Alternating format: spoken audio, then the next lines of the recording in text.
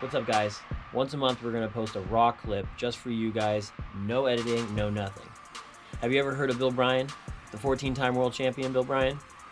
Well, this is the long overdue SHOREBREAK, the evolution of skimboarding, raw interview. Hope you guys enjoy. You know what time it is. It's easier to talk to you than a camera, but sometimes you talk, one place, so you just kind of focus on somewhere. It's usually better than being lost. Exactly. So you're the call. So, I start every interview the same way how as I end it. So I give you kind of two chances to introduce yourself. Yeah. Okay. Introduce yourself. Yeah. My name is Bill Bryan from Laguna Beach, California. Awesome. When was like the first time you ever saw a skimboard? Do you remember? I don't really remember the first time I saw skimboarding. I hear that I took to it quite early and was emulating the older guys on record albums on the carpet of my house after seeing them down at the beach. The first time I remember seeing skimboarding, I was already a part of it. One of my first memories was being a part of the Victoria contest, and when it used to be at Victoria Beach, and I was in the event at 5 years old, just super serious about it, and just soaked up every moment of it. It was my favorite weekend of the year. It was like Christmas, and I just root on all my heroes, and just like it is today, it's giving me the chills. I just can't wait till it gets going. You get a heat under your belt, and it's like the most fun. You have all your friends and heroes around. That was what really hooked me to skimboarding was not just the skimboarding, but the community around. That's one of my main questions, actually. It seems like a lot of people get drawn to it by the culture, and then the sport is what makes them feel like they all addicted to the same thing, and that kind of mutual type thing. Could you do me a favor and watch that? Yeah. And so do you remember like the first time like you ever started, really started wrapping the wave, lining the wave? Like how long did you feel it took you to do that?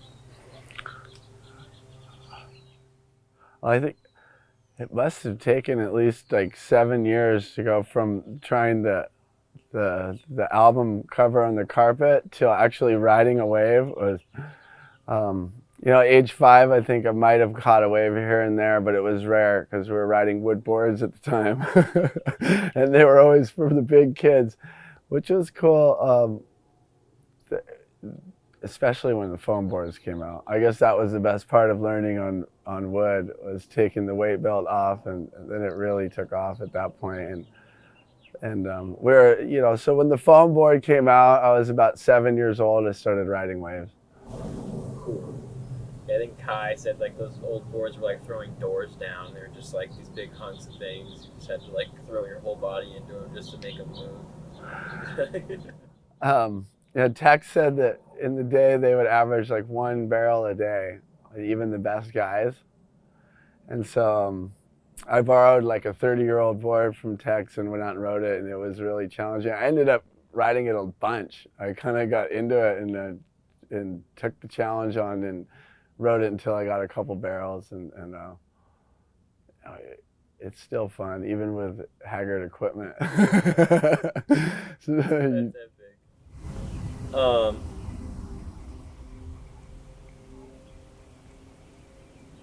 How do you remember like the first time you started trying to do like not only just like a trick out the back, but maybe like a trick and going back onto the wave and kind of challenging yourself? Because you really evolved the sport with vertical tricks and stuff like that, and just like the beaker wrap and stuff like that. So it's like, I was lucky to like end up on the kind of the skate side of the evolutionary curve. There was before our time, there was like a diving influence, and when I was really young, I was really big on doing flips and wait till a tourist would walk by and do a flip and make a friend and have a little show. But my brother and some of the other guys are way more into the shove-its and the riding it back in. It kind of challenged me to become a part of that generation. Is actually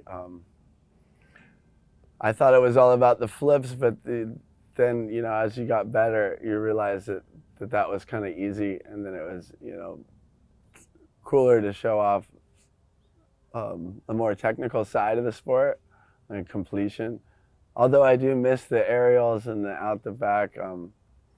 It's just a tragedy to like have you don't want to influence the kids into doing the wrong maneuvers. So for me especially, I have to kind of do that silly stuff in private just so that we don't have, you know, so I love to skim by myself. I do whittlies and flips from here and there, but sometimes if you see the kids start doing them, they're like, oh no, that's not right. That's not going to score in the contest, or that's not cool, or I don't know what happened. Maybe they could have a separate division for flying, call it flying.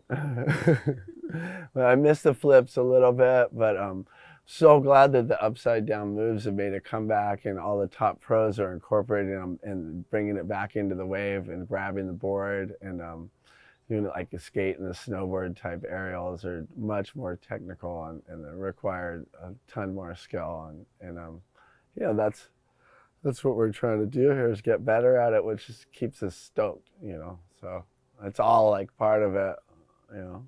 It's all about the stoke. Yeah. Do you feel that when you go out in the world, sometimes you meet people that don't know what the sport is necessarily?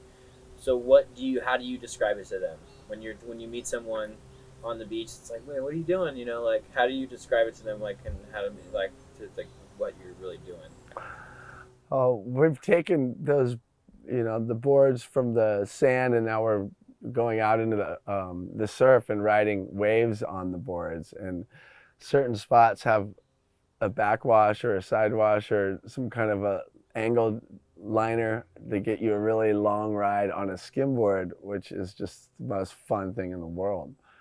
It's like it's so much more fleeting than surfing. You know, I love surfing, but to be on the same wave on a skimboard is more of a challenge. I think that's what we're looking for. So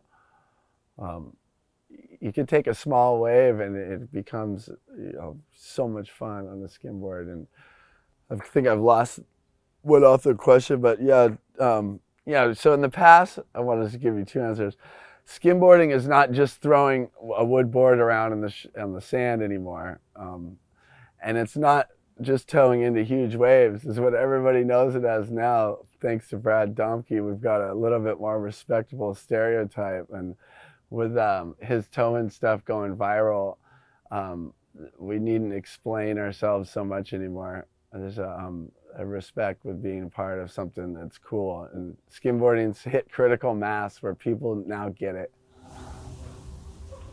Do you think it's a little bit different for, like, you want to take a second? Yeah. You continue with the question. Yeah. I'm ready. Do you think it's a little bit different for paddling into surf than it is for charging shore break? And like when you like you say like charging, like in comparison, like to finding, do you think it's easier to find a break for skimming than it is to find a break for surfing?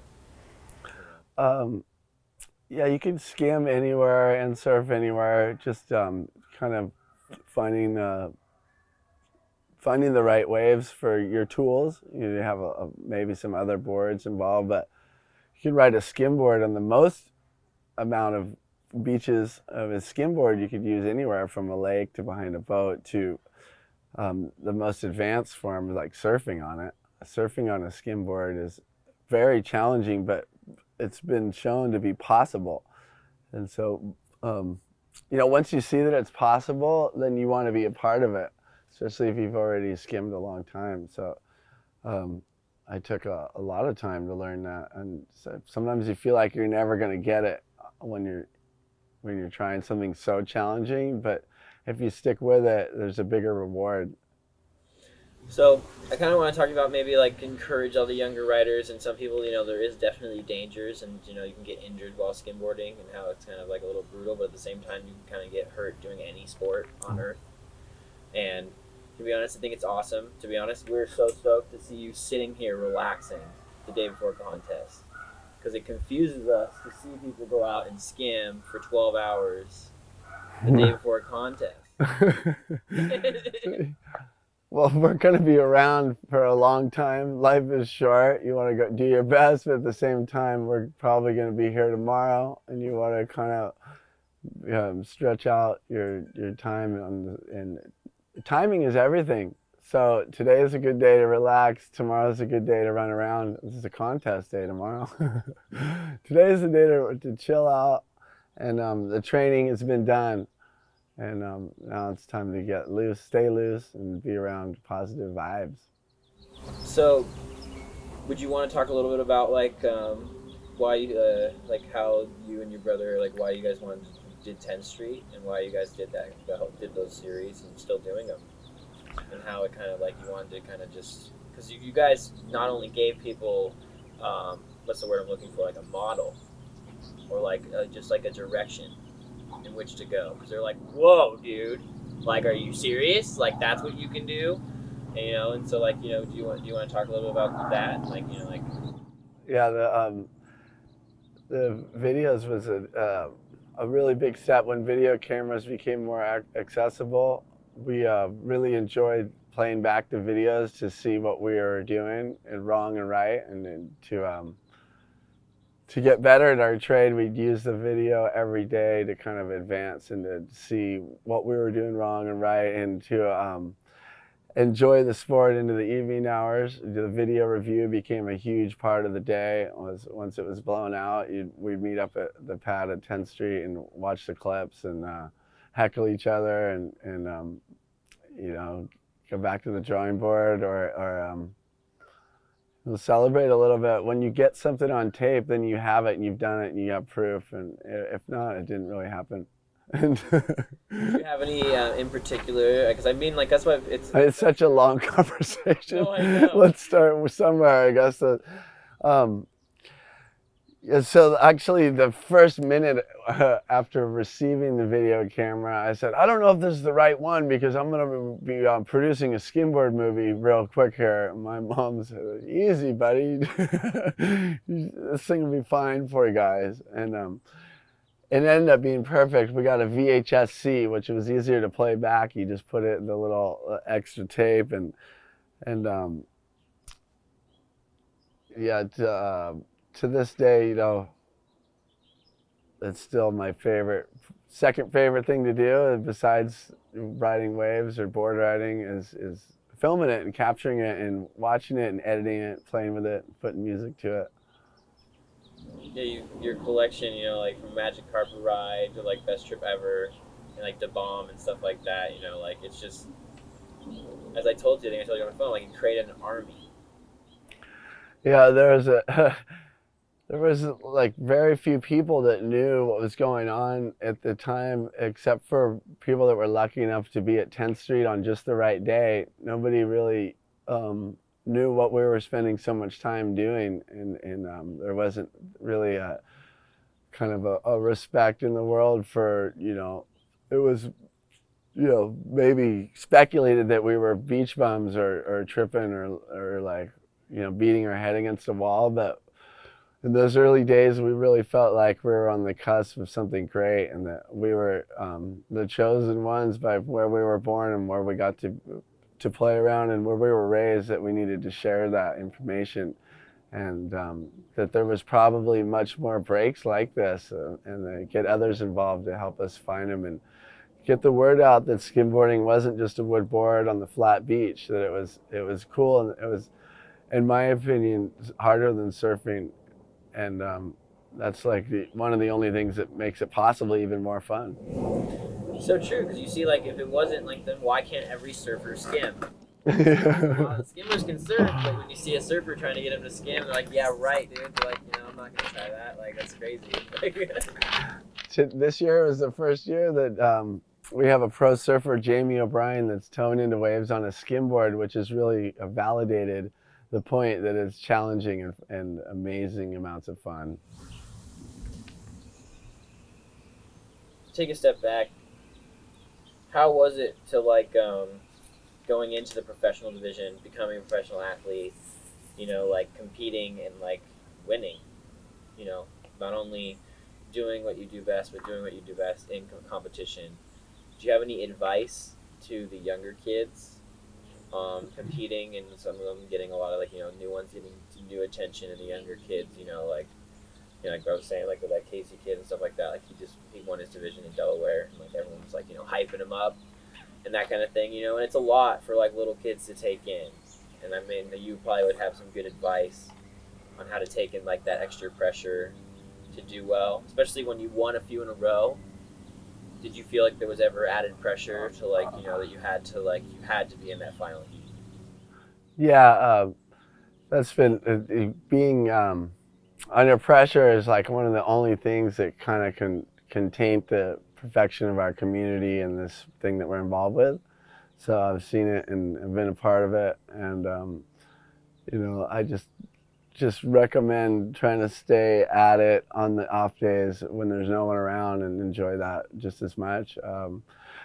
What I do now to deal with the nerves is to kind of just be happy that I'm there, period. Focus on making a movie to share with everybody, or teaching kids, or doing something to keep your mind up, or like just to try not to shrink your world down into believing that it really matters that much you're placing. Obviously I was way caught up in it at one point or another. To produce such good results, you really have to take it seriously, but to stay loose, that you just stick with it and do it enough, and you've practiced, then you really have nothing to worry about when it comes around.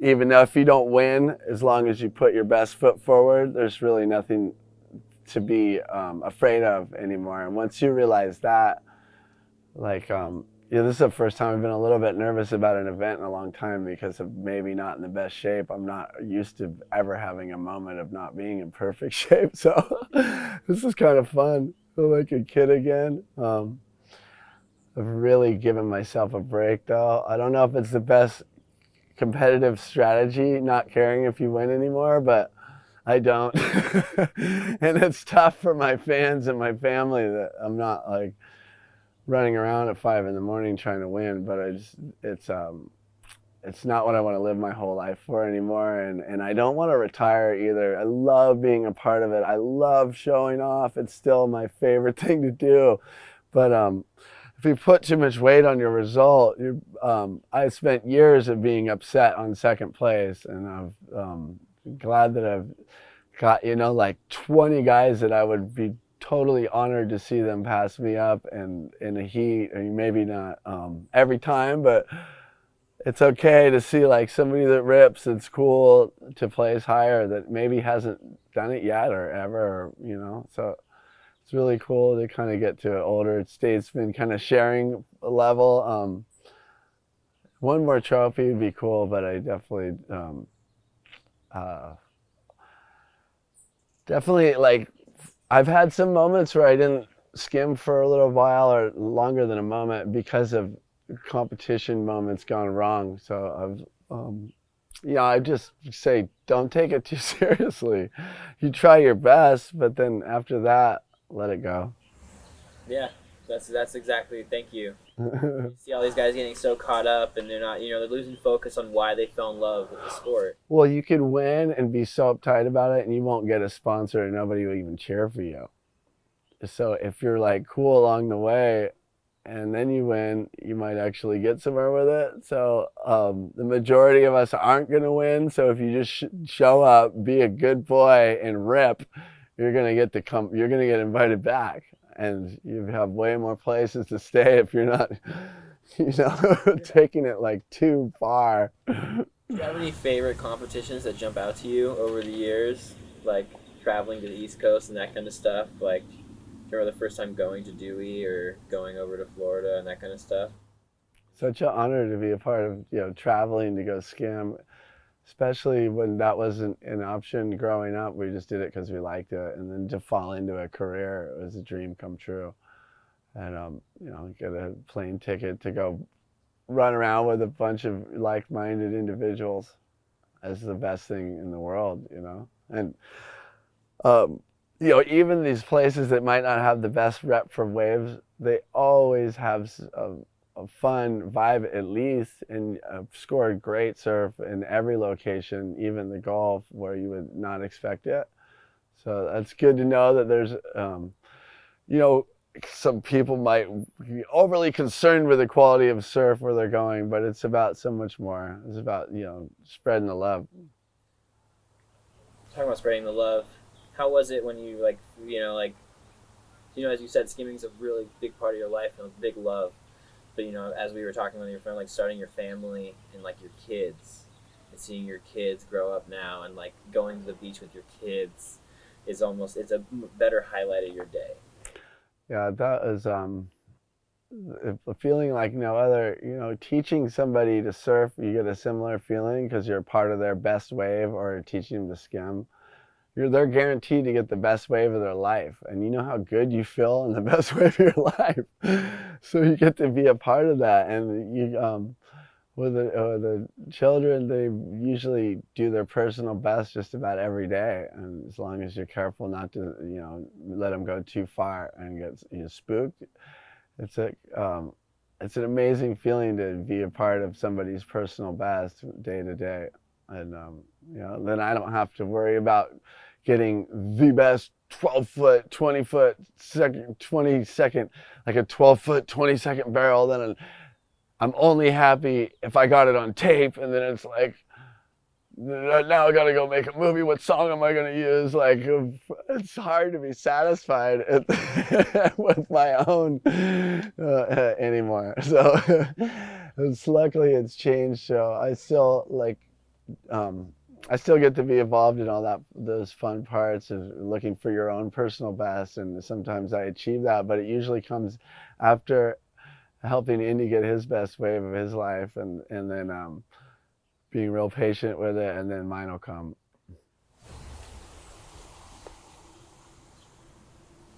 With the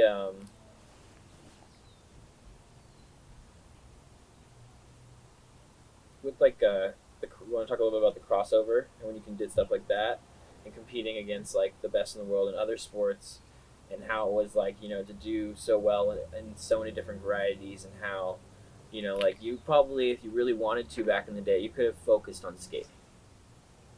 You could have focused on surfing, let's be real. You could have gone pro in any sport you wanted to if you would have just chose, just grind it out. Just stoke Yeah. it.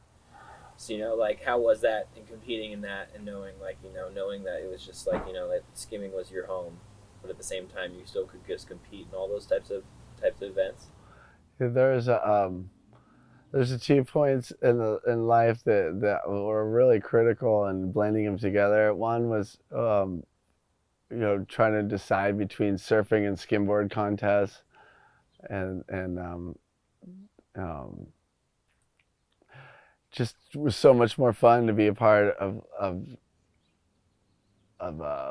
a positive group like skimboarding, where surfing is so huge that everybody was kind of ultra competitive. It had already gone so far down the commercial road that it was ultra competitive and not built for a good time. It was more of a long path to a possible career at the end of the tunnel. And I eventually got tired of going to Huntington Beach and missing the little skim fest at Aliso. Sometimes I'd be able to pull off the timing on both, but to get up at 5 in the morning and go put on a pink jersey and freeze and paddle around and get like 2 waves, you spend your whole weekend in Huntington. It was just not the same. It's just like everywhere that there's skimboarding, it seems like paradise. Like mountainous areas that have SHOREBREAK are the best for skimboarding. So we get to go to like these most awesome places and hang out with really cool people. And then, that was a deciding factor. It just felt better to be around skimboarding, and then I challenged myself to be part of the other sports, but I always felt better around what I grew up doing first. Oh yeah, and for people at home that don't know, what is the crossover tour? Yeah, so I guess to explain,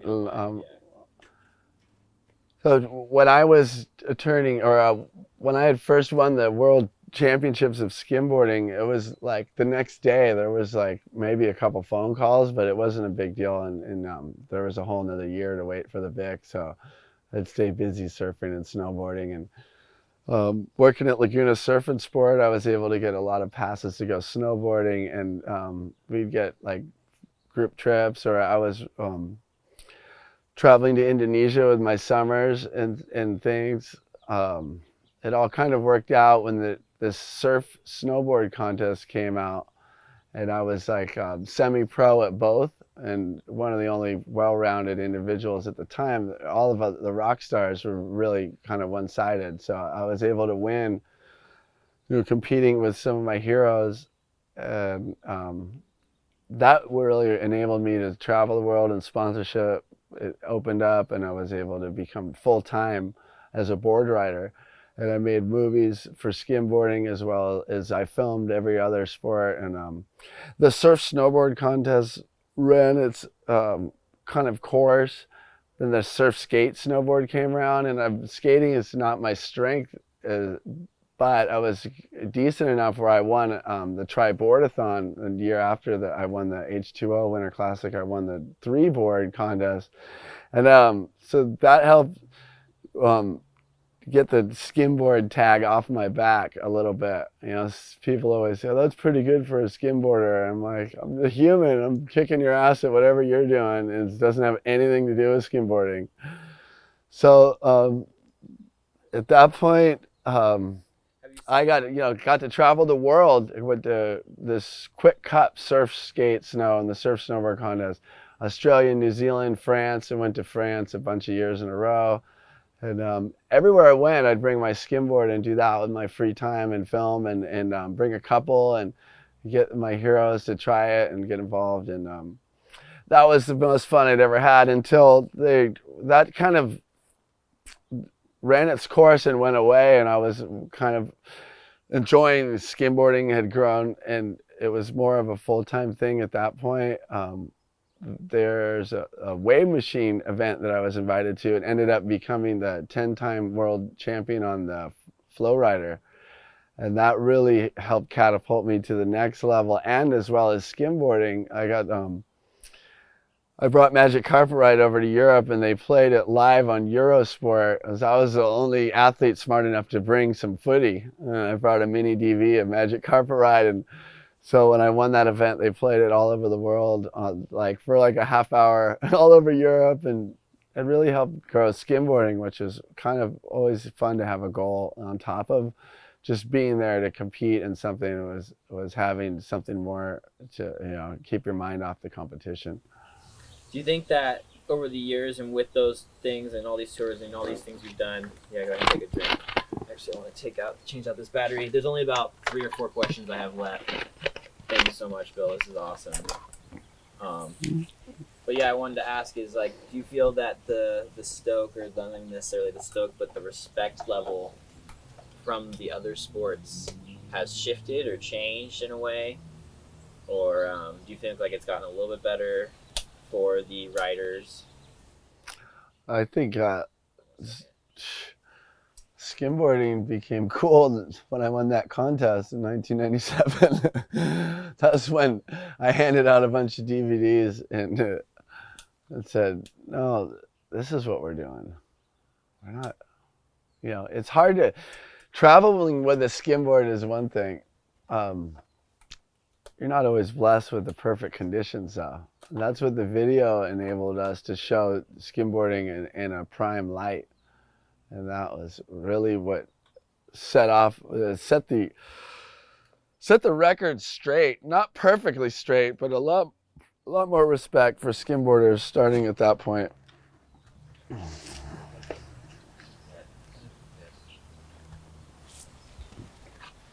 And low on battery. Normally that battery should be fucking. My brother borrowed my gear. He didn't charge it.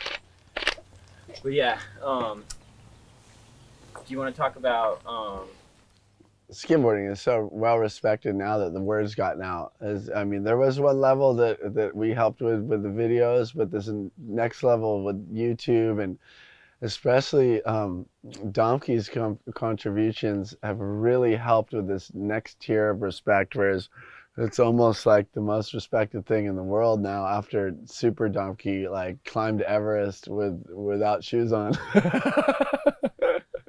like talking to Brad and talking to those guys, like they, like they would be there if you weren't there. Like they oh would, man, yeah, I don't know how they got so good at skimboarding. They must have had some kind of videos to watch to get a clue of how to do it. Somebody must have drawn him a map. I'm so stoked that there's so many different people that are showing off skimboarding in the right light. Now I feel like I'm able to relax. So there's so many guys that rip, and they bringing their own different twists and spinning it in a positive direction. Where would you like to see it end up if you had control over the sport? Would you like to see it stay the same? Would you like to see, like a writers union like they have in the ASP? Would you like to see, like a little bit more bigger industry, so there's a little bit more infrastructure support for the writers? I think that the skimboarders need to start keeping their buying habits within the skim industry and stop supporting people that don't support us. And then at that point, there'll be greater sponsorship, and our competitions will actually pay out to the point of like some pro could have a family, or some legitimate adult human stuff could go on. So I think it starts with what few people we do have involved in it. Relatively, because it's so difficult, it's not going to grow as fast as a stand-up paddle or whatever. It's kind of like kayaking though, where it's got a lot of respect, and there's, it's a cool thing to be a part of because it's not overcrowded. And now that the word's out, we do have respect, but the industry has some catching up to do. And I think we just need to start buying locally for as far as like clothing industry for skim and things like that. When they grow, then there'll be more video events and more, there needs to be an XXL awards for the biggest ride skimboarding. And basically taken matters into my own hands over the last few years, and now I feel like there's so many other people that are chipping in that it's really kind of nice to see a lot of traction in the mainstream for skimboarding right now. The UST was a really cool thing that I just kind of made up for a Skim Mag article, and that caught on. And just some of these things that we stumbled upon that ended up being really helpful were, not just stumbled upon. There's probably went for years of looking at other industries and seeing how they grew and how to help grow our sport. And obviously Tex with the skimboard contest was the biggest step in getting it kind of rolling, and they got me to like pay more attention to the sport year round, to kind of try to get my placing and ranking. And then the videos came out, and now we needed, kind of like an industry that would help.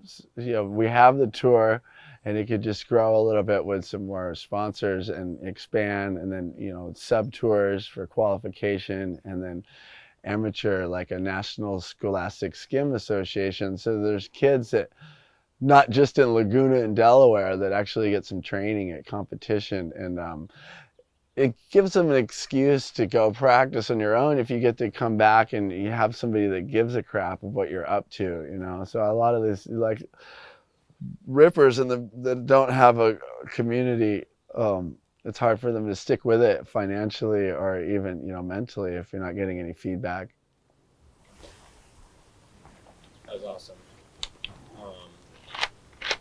We could write like we could make like 20 movies of one interview, but hopefully there's some three-worders in there. Those are like they're better for editing.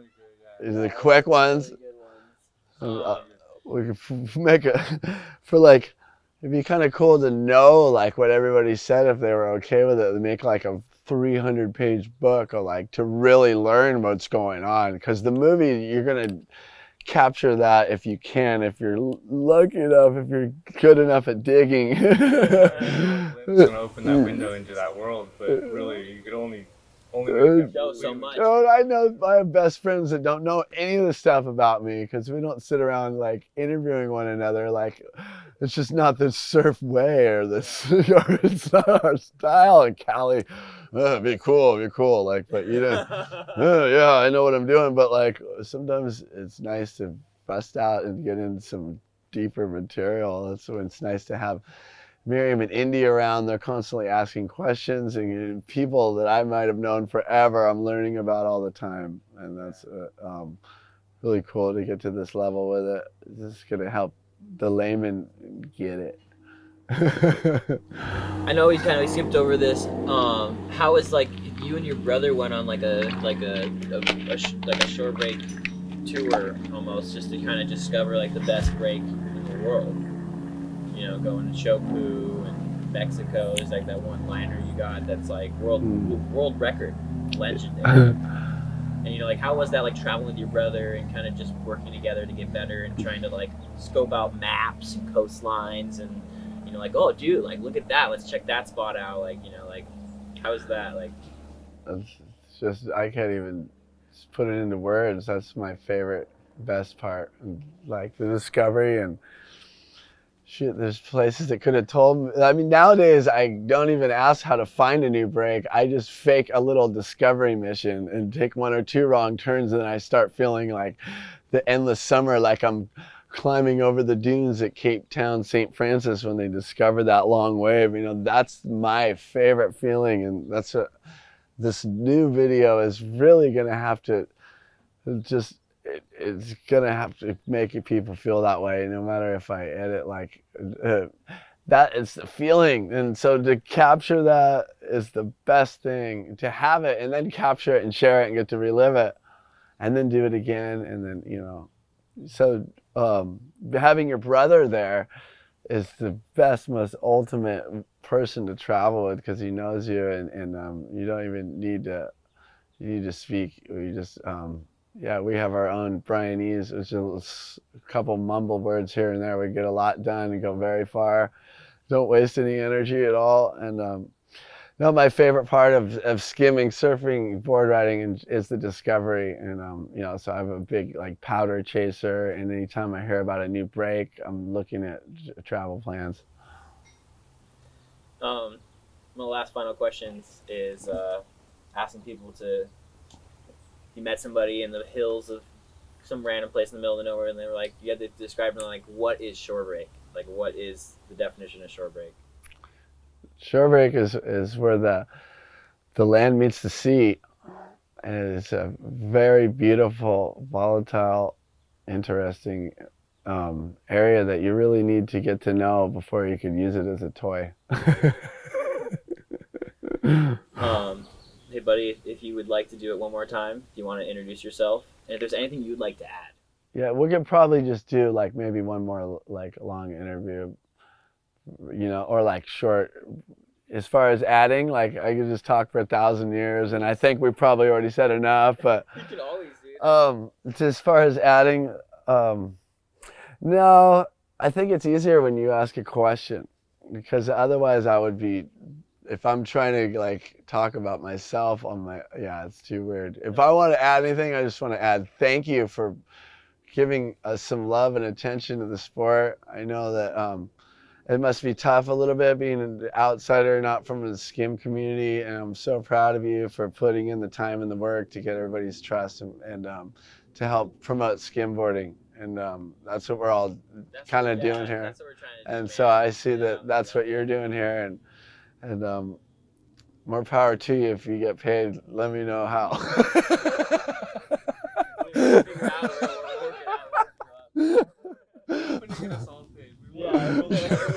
Everybody we just want to be honest with you. That's what I'm doing here, right? It's show business. Look them in the eye and speak from the heart. That's the only thing that I had to get off my chest. Is, yeah, that was probably hard. Who's this guy? What's he want? Footage? I bet you had people you just endless phone calls of people like, yo, Bill, dude, Bill. I've gotten a lot more open-minded about sharing who's going to get the credit for doing anything anymore. It doesn't really matter. I've got so many feathers in my hat that it's weighing me down. So that's like the worst, is to worry about who's going to slam dunk it. I'm going to pass the ball to Tony and let you do the 2 or 3 months of editing and go to the premiere and be like totally stoked. I figured it out. It takes a group of people to get anything done. And at one point I was fast enough and strong enough and smart enough to do things myself. And I probably would have gone even farther if I had more brothers or more people that I could get along with it. Or, you know, being so intense and so passionate makes it a teeny bit difficult to work with at times, you know. So I'm glad that I've let go a little bit, and I've seen the sport growing at the same rate without me, you know, popping veins over every little detail. So maybe one last thing you might want to say to your family or your kids in the future. They might see this, you know, they might. Thanks for keeping me grounded and alive, and, you know, out of the bar and not too far off the beaten path. As I said, if you want to introduce yourself one last time, buddy, that's a wrap. You did Cool. amazing. Thank you. Yeah. So for those of you that don't know, my name is Bill Bryan. I've got 14 World Championship trophies, and I'm just a regular guy, and I love to skim. Boom. Awesome. That is a wrap, dude. That is amazing, dude.